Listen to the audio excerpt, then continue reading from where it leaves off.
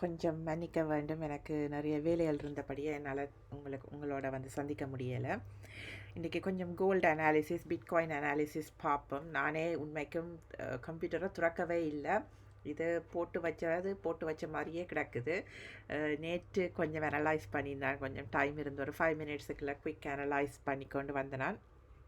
இப்போ நாங்கள் பார்ப்போம் என்ன நடக்குதுன்ட்டு சொல்லி. இப்போ உதாரணத்துக்கு நான் சொன்னேன் தானே, இந்த கோடுகளுக்குள்ள தான் நிற்குமென்ட்டு சொல்லி. இதை பார்த்தீங்களேன்னு சொல்லி சொன்னால், இதில் ஒரு கோடு, இதில் ஒரு கோடு, இதில் ஒரு கோடு, சரியா? இந்த மூண்டையும் கனெக்ட் பண்ணினா எங்கே வந்து நிற்கிறாருன்ட்டு பாருங்கோ. அப்போ இது ஒரு வந்து இதைத்தான் சொல்கிறது இந்த கொடியன்ட்டு சொல்லி. இதை ஃப்ளாக் பேட்டர்ன் அண்டு வீனம், கொடியண்டு வீனம், ஏதோ எல்லாம் சொல்லி வீனம், வெஜ்ஜஸ் அண்டு வீனம், கத்தரிக்காய், வெண்டரிக்காய், மற்றது இதை பார்த்தா என்னவோ ஏதோ மாதிரி கோன், அப்படி இப்படின்ட்டு ஐஸ்கிரீம் கோன் எல்லாம் சொல்லிக்கொண்டிருப்பினோம்.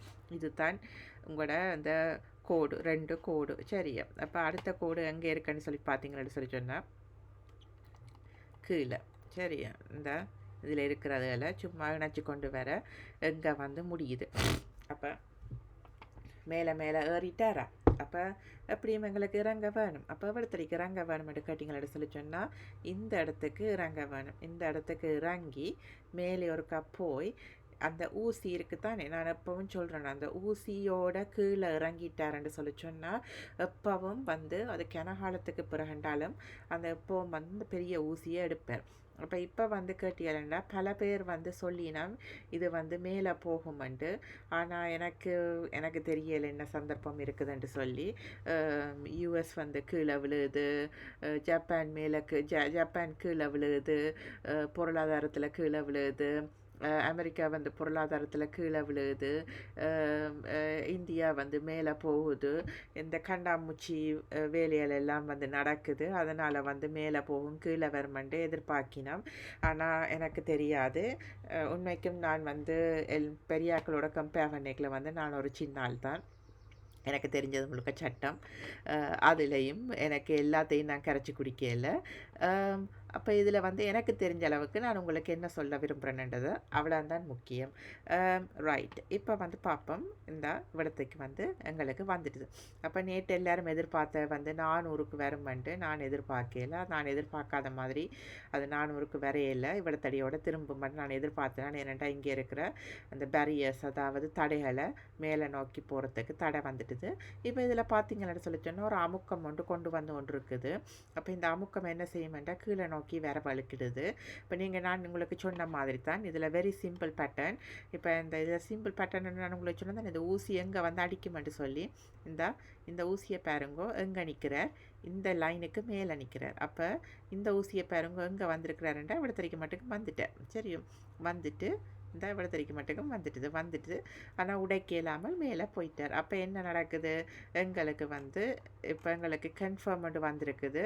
ஓகே, மண்டே வந்து ஒரு சின்னதாக மேலே போய் கீழே வரலாம், அல்லது இந்த இடத்துல இருந்து கீழே வந்து இது ஒருக்கா உடைச்சி போட்டு தான் அவர் வந்து மேலே போவார்ன்றது எங்களுக்கு கன்ஃபார்மாக தெரியும். அப்போ இப்போ மேலே போய் இவ்வளோத்தடிக்கு வந்துட்டாருன்னு வையுங்களேன். இது மேலே இதுக்கு மேலே போகுமாண்டா எனக்கு தெரியாது. இந்த நாளைக்கு நாளண்டைக்கு இருக்கலாம், சரியும், தப்பலாம்.